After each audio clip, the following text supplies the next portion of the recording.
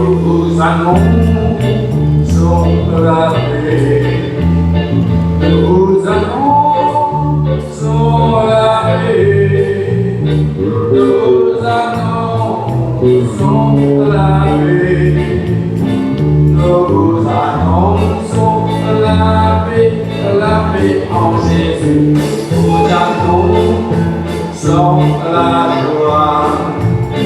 Nous annonçons la joie. Nous annonçons la joie. Nous annonçons la joie en Jésus. Nous annonçons l'amour. Nous annonçons l'amour. Nous annonçons l'amour. Nous annonçons l'amour en Jésus. Nous annonçons la paix. Nous annonçons la joie. Nous annonçons l'amour. Nous annonçons la joie, l'amour en Jésus. Amen. Gloire à Dieu.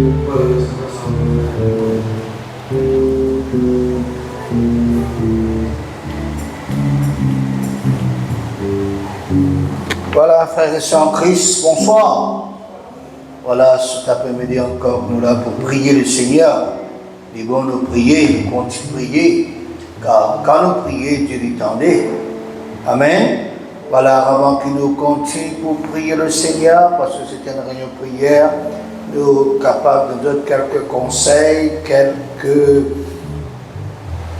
paroles de la part du Seigneur, de lire quelques versets dans le livre des Proverbes, chapitre 8, verset 33. Proverbes, chapitre 8, le verset 33. Écoute l'instruction pour devenir sage.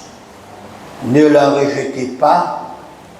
Heureux l'homme qui m'écoute, qui veille chaque jour à mes portes et qui en garde les poteaux, car celui qui me trouve a trouvé la vie et il obtient la faveur de l'Éternel. Mais celui qui pêche contre moi nuit à son âme. Tous ceux qui me haïssent aiment la mort. Amen. Amen. Dans la vie de chaque être humain, le bon Dieu vient créer, chacun dans son époque, chacun dans son temps, dans le plan parfait de Dieu, chaque personne a un besoin, un devoir, une nécessité à faire chaque jour, qu'il est dans le domaine naturel, qui est aussi bien dans le domaine surnaturel ou spirituel. Ça va un devoir là, ça va un besoin là, ça va une nécessité là, qui nous fait tous les jours, nous parler, nous faire lire sans arrêt, sans relâche, sans murmure, car, comment nous dire, c'est un must, c'est une nécessité, c'est une habitude, et ça fait partie de nos activités de tous les jours. Et ça applique aussi aux bébés, aux enfants, aux adolescents, aux jeunes, aux adultes, aux personnes âgées, aussi longtemps que nous existons, aussi longtemps que nous pouvons vivre. Les parents éduquent les autres enfants, quand les enfants-là viennent grands, les parents aussi éduquent les autres enfants, les autres enseignent les autres enfants, passe de génération en génération. Nous citons quelques exemples pour les autres pour comprendre ce qu'il nous peut dire et aussi bien pour nous capables de venir à la pensée du jour. Le matin, frères et sœurs, quand nous tous nous levons, après qu'il nous finisse bien dormi, qui nous fait? Hein? Dans l'école, dans le travail, direct, tout de suite? Hein? Non. Nous lavons le visage, nous baignons, nous faisons nos petits besoins, nous faisons nos grands besoins, nous coiffons, nous préparons, nous nous maquillons, et puis certains à l'école, certains à le travail, certains restent à la maison pour des devoirs domestiques. Il y en a certains qui travaillent même à la maison aujourd'hui ou à 4 heures, qui peuvent vivre comme un de nos jours. Et puis, troisièmement, frères et sœurs, ce qui concerne encore ce qui nous l'habitude de tous les jours, chacun de nous nourrit à nous. Hein? Nous prenons le petit déjeuner, prenons le déjeuner, prenons le dîner, nous mangeons entre les repas, nous boivons de l'eau, conseille-nous pour boire beaucoup de l'eau. Il y en a qui prennent des vitamines, il y en a qui prennent des médicaments, hein, qui le docteur Findiazot prend. Et chacun nous fait ça quelque chose là. Quatrième point, il y en a qui fait un régime, hein. Il y en a qui a fait l'exercice corporel, au gym, il y en a qui marchent. Tout cela pour capable d'être bon la santé physique, morale, mentale. Cinquièmement, le repos, le sommeil. Il est aussi très important pour garder les personnes en bonne forme. Beaucoup malheureusement de nos jours négligent ces choses, y compris les enfants, y compris les adolescents, les jeunes, qui manquent de repos, qui manquent de sommeil, qui sont stressés. Ils ont obligé, ils ont la tête fatiguée, fait mal, à cause de manque de repos, à cause de manque de sommeil, à cause trop l'eau potable, trop le jeu dans les réseaux sociaux, trop le TikTok, trop le Facebook, trop le YouTube, trop le film. Ainsi, tous ces points que nous finissons de citer, frères et sœurs, liés à la vie de tous les jours de l'être humain. Maintenant, nous pensons, parce que c'est ça qui est nous l'idée, nous pensons sur les besoins, sur les devoirs, sur les nécessités des personnes dans la vie spirituelle, qui voulait la vie bénie, qui fructifiait, comblée, une bonne santé spirituelle, une vie d'abondance, en bénédiction et en grâce spirituelle, heureuse, joyeuse, plein de force, plein de dynamisme, plein de sagesse, de réussite, de succès, d'amour, de paix, de bonheur. Tout cela, frères et sœurs, voilà, nous désirer. Tout cela, l'être humain, il en a besoin. Et aussi bien dans le côté physique que nous finissons de dire, dans le côté naturel, mais dans le côté spirituel aussi, il est important. Il y a un besoin, il y a une nécessité, il y a un devoir qu'il a besoin de faire, qu'il a besoin d'adopter, qu'il a besoin de faire rentrer dans nos activités de tous les jours. Quand nous levons, qu'il nous fait direct au portable, petit message. Non. Le besoin pense à Dieu qui nous a donné un jour de plus dans la vie quand il réveille nous. Nous bonne santé, nous bonne humeur. Besoin remercier Dieu pour la soirée, pour le bon sommeil, pour le repos. Nous avons besoin de rendre grâce au Seigneur, aussi bien prier pour la journée qui est devant nous. Faire-nous la prière de tous les jours. Cherche la volonté de Dieu. Cherche la protection de Dieu. Cherche la directive de Dieu. Cherche quelle parole du jour le Seigneur peut donner nous en ce jour. Cherche son aide, son secours. Cherche dans la prière, la sagesse, l'amour, bienveillance, l'intelligence en nous et au travers de nous. Place-nous la journée devant Dieu.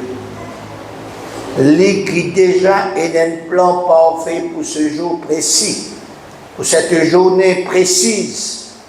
Coopère avec lui pour qu'il nous laisse le plan de Dieu accomplir en nous ce plan qui finit déjà préparé pour chacun de nous. Quand nous rentrons dans la prière, comment nous finissons dire qu'il nous l'éclaire, nous l'esprit, nos consciences, nos pensées, les purifier, les laver. Et au travers du sang de Jésus, ce précieux sang pur, parfait, qui est capable de purifier nous de tout péché, de toute iniquité. On nous lit dans un verset qui trouve dans 1 Jean chapitre 1er verset 9. 1 Jean 1er 9, si nous confessons nos péchés, il est fidèle et juste pour nous les pardonner et pour nous purifier de toute iniquité. Fin de citation. Nous avons besoin de confesser tous péchés. Dieu est fidèle, il est juste. Quand nous peut confesser nos péchés, nous admettre que nous péchons, ah ben, il a pour pardonner nous et il purifier nous de tout péché. Nous lisons dans Hébreux chapitre 10, versets 19 à 23. Hébreux 10, versets 19 à 23. Ainsi donc, frères, puisque nous avons au moyen du sang de Jésus une libre entrée dans le sanctuaire par la route nouvelle et vivante qu'il a inaugurée pour nous au travers du voile, c'est-à-dire de sa chair. Et puisque nous avons un souverain sacrificateur établi sur la maison de Dieu, approchons-nous avec un cœur sincère, dans la plénitude de la foi, les cœurs purifiés d'une mauvaise conscience et le corps lavé d'une eau pure. Retenons fermement la profession de notre espérance, car celui qui a fait la promesse est fidèle. Fin de citation. Ainsi, par la prière qui nous fait tous les jours, chaque jour, nous bonnes demandes, nous bonnes requêtes, même nous bonnes actions de grâce, nous bonnes louanges, nous bonnes adorations, qui montent vers Dieu. Avant tout, nos besoins, lave-nous. Nos besoins, purifiez-nous. Tous les jours, chaque matin, dans la journée, dans l'après-midi, dans la soirée. Pareil comme nous lavons chaque instant, chaque moment. De même, nos besoins spirituels, quotidiens, les besoins être lavés de toutes sortes de péchés et d'iniquité qui peut-être nous capable de faire pendant la journée, pendant l'après-midi, dans la nuit, avant, voilà qui nous rend dans la prière, ça c'est important. Deuxièmement, nous avons besoin de nourrir nous spirituellement par la parole de Dieu. La parole de Dieu qui est la nourriture spirituelle, qui est le lait spirituel. Nous lisons un verset, un message qui contient un verset biblique, plus explications, plus commentaires. Nous avons besoin de lire nous la Bible.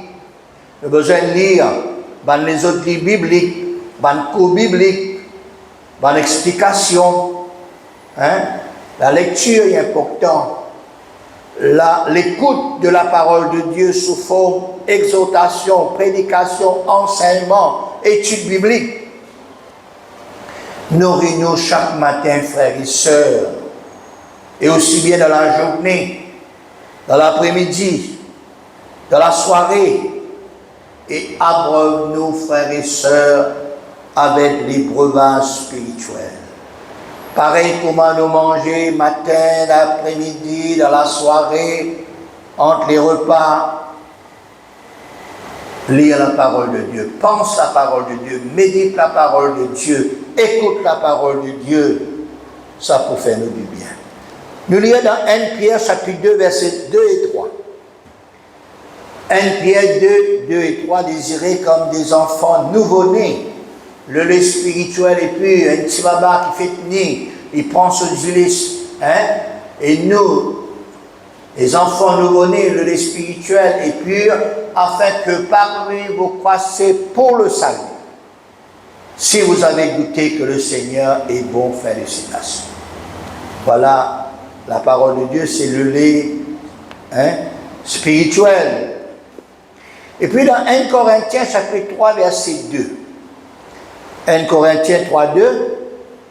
Il dit, je vous ai donné du lait et non de la nourriture solide, car vous ne pouviez pas la supporter. Et vous ne le pouvez pas même à présent parce que vous êtes encore charnels. En d'autres mots, vous êtes encore des enfants. Vous avez besoin encore du lait. Pas qu'à de nourriture solide. Et puis, troisième passage, Hébreux 5, 14. Mais la nourriture solide est pour les hommes faits, pour ceux qui, dont le jugement exercé par l'usage, à discerner ce qui est bien et ce qui est du mal. Félicitations. Troisième point, autre devoir, besoin, travail qu'il a besoin de faire, c'est aider dans l'œuvre de Dieu. Aider dans l'œuvre de Dieu. Chacun de nous, nous sommes capables d'aider dans l'œuvre de Dieu. Occupe la salle, le jardinage, la musique, sonorisation, nettoyage, installation d'une chaise. Ce sont un travail qui nous sommes capables de faire volontairement. Pas besoin d'appel direct de Dieu pour faire ce genre de travail. C'est dans l'évangélisation, frères et sœurs, quelconque, aider. Tout cela, c'est nos devoirs qui nous besoin de faire. Nous tous, nous cas, et nous les uns les autres fraternellement. Nous tous, nous finissons dire hier, nous sommes dans la famille de Dieu, nous sommes dans la maison de Dieu et nous avons besoin capables pour faire nos devoirs, nos besoins, nos nécessités. Quatrièmement, nous travaillons pour faire, c'est propager la bonne nouvelle de Jésus-Christ. Avec une personne inconvertie qui pas encore, qui a l'occasion pour entendre l'évangile de Jésus-Christ. Nos familles, premièrement, nos voisinages, les amis, les uns les autres, faire la prospection, témoigner, invite une personne pour entendre l'évangile, la bonne nouvelle, de nous la case pour qu'ils famille, propre famille, aux voisins, aux proches, capables d'écouter le message du salut, le message de la repentance, le message de l'amour de Dieu.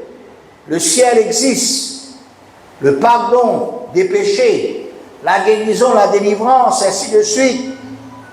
Alors, c'est nous qui sommes capables de faire un propage, cette bonne nouvelle, nous un soutien, nous une aide dans l'œuvre de Dieu.